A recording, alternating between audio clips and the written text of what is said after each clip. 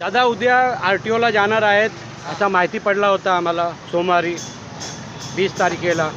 उद्या RTOला आम्ही जाणार आहेत। आम्ही जाणार होतो शनिवारी, तर शनिवारी RTO बंद असतो म्हणून आम्हाला माहिती नव्हतं। आम्ही शुक्रवारी RTO थांबवलं होतं भाईंदर स्टेशनवरती। का थांबवलं होतं?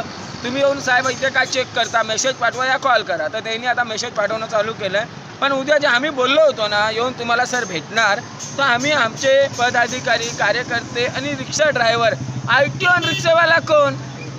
RTO म्हणजे आमचा माईबाप, आम्ही म्हणजे त्यांचे पोरं। आम्हाला काही प्रॉब्लेम आहेत आम्ही त्यांना जाऊन सांगणार आणि त्यांना काही प्रॉब्लेम आहे ते आम्हाला सांगणार।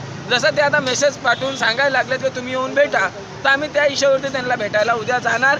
आणि राहिली दुसरी गोष्ट, हे माझ्या जोडल्या काही पदाधिकारी या रिक्षावाले उभे राहतात, त्यांना आता काहीतरी धमकी येते की म्हणे तू जे करतो हे चुकीचं आहे असं। माझ्या एक दोन रिक्षावाल्याला आले तर एका रिक्षावाल्याने मला सांगितलं, तर काही 420चा तुम्ही काम करता, 420 तुमचे नंबरसुद्धा असतात, स्वतःला तुम्ही 420 बोलतात। आतापर्यंत मी कुठल्या एजंटचं नाव घेतलं नव्हतं, कुठल्या पदाधिकारीचं नाव नाही घेतलं होतं। मी माझं काम करतोय, मला करू दे, मनामधलं मध्ये उंगली नको करू, नाही तर माझ्या समोर येशील तर तुझं चिठ्ठे खोलायला मला टाईम नाही लागणार, मग तो कुठलाही एजंट असू।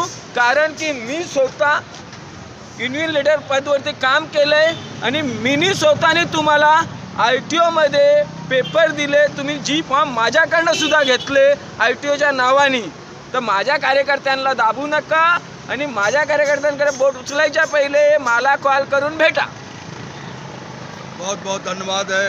हर हर महादेव, छत्रपति शिवाजी महाराज की जय। हर हर महादेव, बाबा साहब अम्बेडकर की जय। जय जय श्री राम, जय जय श्री राम।